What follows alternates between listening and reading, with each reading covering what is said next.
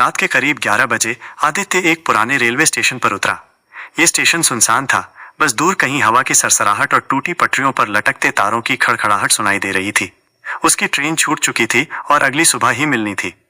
Station master के office में सिर्फ एक बूढ़ा चौकीदार था, जिसने खुरदुरी आवाज में कहा, बेटा रात यहीं मत रुकना। पास ही पुराना गेस्ट हाउस है, लेकिन वहां मत जाना। लोग कहते हैं वहां मृत आत्माओं का कमरा है। आदित्य को डर नहीं लगा, उल्टा जिज्ञासा बढ़ गई।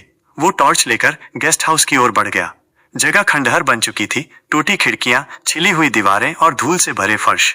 रिसेप्शन पर कोई नहीं था। उसने खुद ही चाबी उठा ली और सबसे ऊपर का कमरा खोल दिया।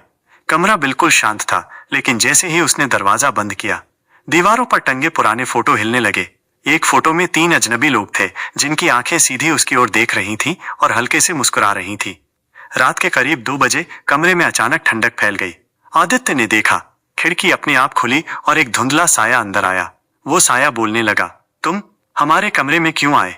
आदित्य ने हिम्मत जुटाकर पूछा, तुम कौन हो? साया बोला, हम वो हैं जिनकी आखिरी रात इसी कमरे में कटी और सुबह हमारी लाशें रेलवे ट्रैक पर मिली। इतना कहते ही साया गायब हो गया और दरवाजा अपने आप लॉक हो गया। आदित्य ने हैंडल घुमाया, लेकिन वो हिला भी नहीं। तभी उसने देखा, दीवार पर जो फोटो था उसमें अब 4 लोग थे। चौथा चेहरा उसका था। डर के मारे पसीना छूटने लगा। तभी फोटो में दिख रहे 3 लोग तस्वीर से बाहर निकल आए और धीरे धीरे उसकी तरफ बढ़ने लगे। उनके चेहरे आधे सड़े हुए थे, आंखें लाल और होठों से खून टपक रहा था। एक ने फुसफुसाया, अब तुम भी यहीं रहोगे, हमेशा के लिए। आदित्य चीखते हुए खिड़की की ओर भागा, लेकिन बाहर जमीन की जगह घना काला धुआं था, जिसमें अजीब अजीब चेहरे दिख रहे थे। अचानक पीछे से किसी ने उसकी गर्दन पकड़ ली और उसकी चीख धुएं में खो गई।